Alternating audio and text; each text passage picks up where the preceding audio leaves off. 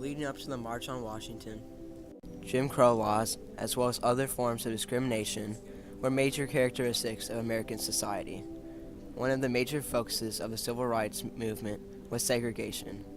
Leading up to the civil rights movement, African Americans couldn't drink from the same water fountains, go to the same restaurants, or sit in the same areas as whites. Up until Brown v. Board of Education in 1954, they couldn't even go to the same schools. In 1941, the first proposed March on Washington was organized. A. Philip Randolph, head of the Brotherhood of Sleeping Car Porters, called for a March on Washington on July 1st. This would spark the beginning of World War II.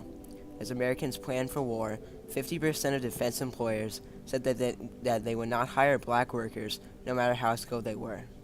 The mass demonstration was called because, as Randolph said, it is time to wake up Washington as it has never been shocked before. Over 100,000 people in many groups said that they would march to the White House. President Roosevelt began to get nervous, and after talking with Randolph and the head of the NAACP, Roosevelt eventually passed Executive Order 8802, which said that discrimination was illegal in defense industries. This did not end discrimination, but it set a precedent for the civil rights movement. In the late 1950s, the tides began to turn. 18-year-old Emmett Till brought the issue of Southern racism and discrimination into a national debate. For the first time, the whole nation saw the brutality of white supremacists in the Jim Crow system. Soon, the African American community was uniting to take a stand. Nonviolent protests, such as the Montgomery bus boycott and sit-ins throughout the South, had an instrumental effect on change. The whole black community could be seen coming together through the NAACP and other groups such as the Southern Christian Leadership Conference and the Student Nonviolent Coordinating Committee. However, despite the progress, discrimination was still prevalent. Violence was still used against blacks, and during protests, police dogs and fire hoses were often used by law enforcement. Despite the growth of the civil rights movement, racial barriers did not seem to be going away. The stage was set for African Americans to unify and create change. The March on Washington of 1963 was primarily organized by black leaders A. Philip Randolph and Bayard Rustin.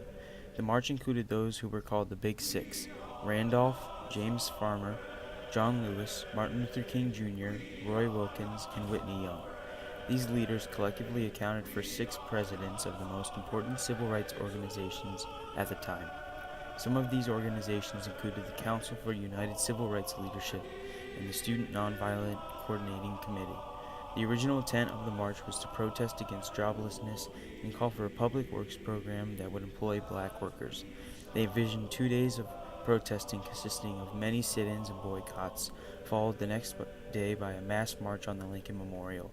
The estimated number of people who participated in the march was between 200,000 and 300,000, and 75 to 80% of those marchers were indeed black.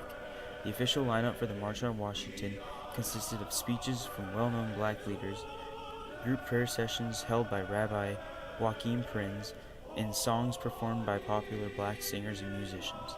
The most remembered speech of the March on Washington was Dr. Martin Luther King Jr.'s famous "I Have a Dream" speech, which perhaps changed the way we remember Dr. King forever. Into an oasis of freedom and justice. I have a dream that my 4 little children will one day live in a nation where they will not be judged by the color of their skin, but by the content of their character. I have a dream today.